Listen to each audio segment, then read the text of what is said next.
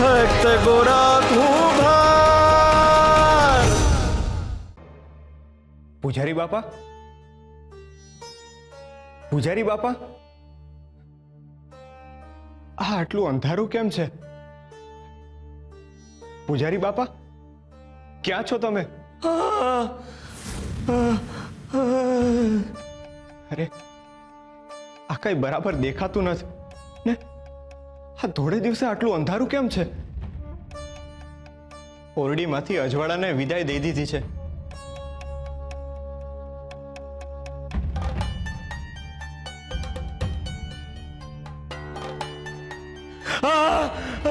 અંધારું કરો, બહુ પીડા થાય છે મને।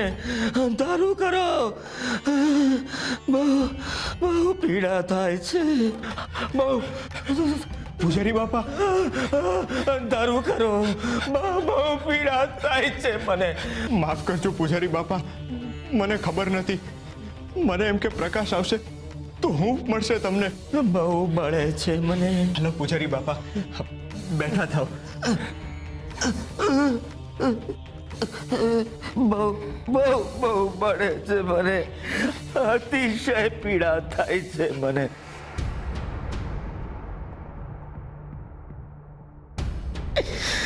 આ વેદના હવે સહન નથી થતી।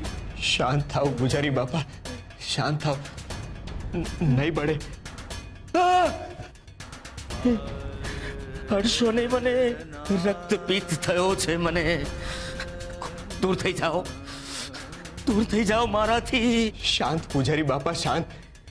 હું તમને ઠંડા પાણીના પોતા મૂકી દઉં છું, એનાથી તમને રાહત થાય। કઈ જ હળવું ના જોઈએ મને, કઈ જ નહીં, પવન પણ નહીં, અજવાળું પણ નહીં, બહુ જ ગાળી વેદના થાય છે મને। શાંત પૂજારી બાપા, હું તમારા હાટુ પોતા લઈને આવું છું। અતિશય પીડા થાય છે મને।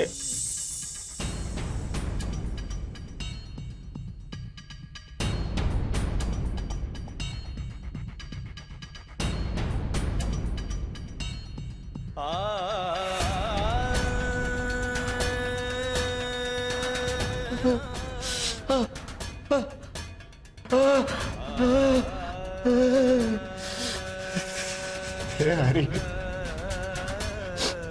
તું આખા સંસારની પીડા હારે છે।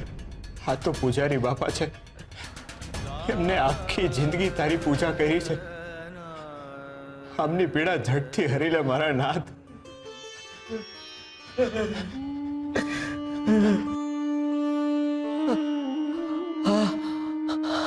બોલો હરે કૃષ્ણ।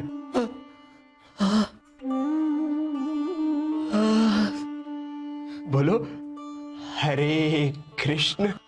હરે કૃષ્ણ।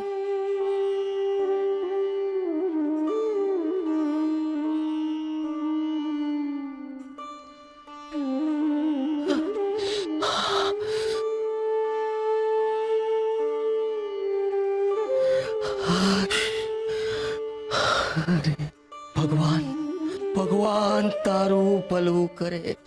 ભગવાન હંધાઈનું ભલું કરશે। હરે કૃષ્ણ।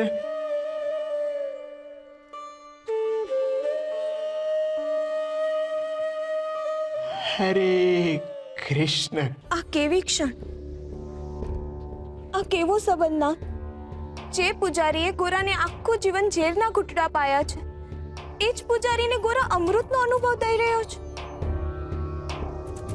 નાનપણથી અત્યાર સુધી પૂજારીએ ગોરાને માત્ર ને માત્ર બળતરા આપી છે, અને એની બળતરા ગોરા સમાવી રહ્યો છે।